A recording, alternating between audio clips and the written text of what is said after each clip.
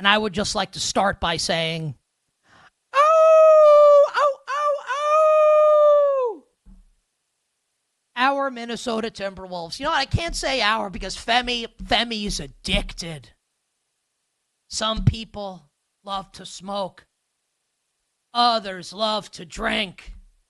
Others can't stop humping anything in sight.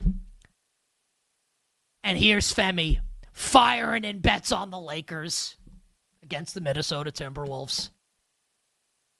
What can you do? You could just bet Minnesota.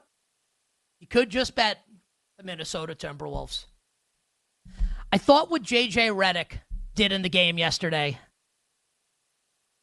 was pretty awesome. Determined at halftime, our bench sucks. The bench is horrible. And if we play these guys, if Jackson Hayes comes into this game for 1 second, like I got to dust off Dalton Connect for 1 second, Gabe Vincent's got to come into the game, we're going to lose. And we can't lose. We can't go down 3-1. So here's Luka. Here's LeBron. Here's Austin Reeves. Here's Dorian Finney-Smith. And here's Rui Hachimura.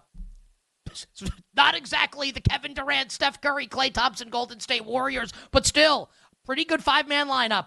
And Redick says, we either win or lose with these 5 guys. And they lost. But I'll tell you, I give him a ton of credit for trying, for knowing, like, we are finished unless these 5 guys get the job done.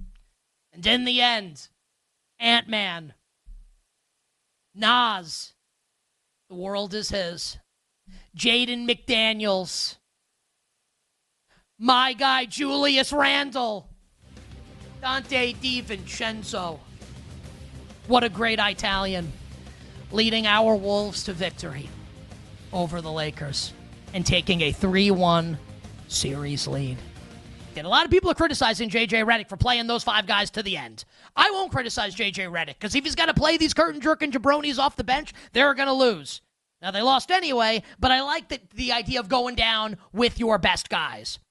It's not, to be fair to J.J. Redick, who is a little deer in the headlights after the game yesterday, blaming the refs. Like, he's getting defensive. I saw someone tweet it. It made me laugh. Like, get this guy with the Maroon 5 tattoos off my screen. As someone who has some body art that not everybody appreciates, I can appreciate that tweet. Let's be real, though. Sincerely. It's not J.J. Redick's fault that Luka Doncic isn't in shape. My guarantee to everybody is that, it's been, it's April? God, Luka, it hasn't even been 3 months since Luka got traded, right? It hasn't actually been 3 calendar months. That since Luka Doncic got traded, I don't think Nico Harrison's had many good days. It's possible he hasn't even had has he had a good 3-hour stretch since he traded Luka Doncic to the Lakers? Here's my guarantee.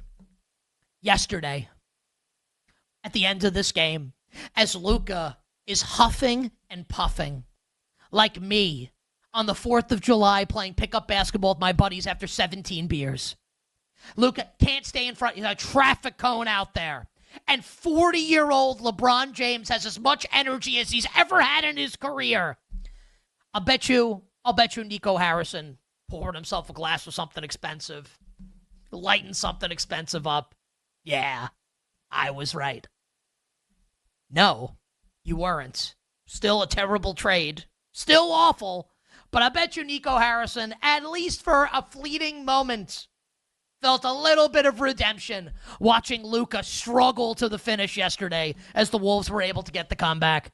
Behind Ant, Naz Reid making some threes. Love me some DiVincenzo. Julius Randle, absolute stud. Jaden McDaniels is a monster, man.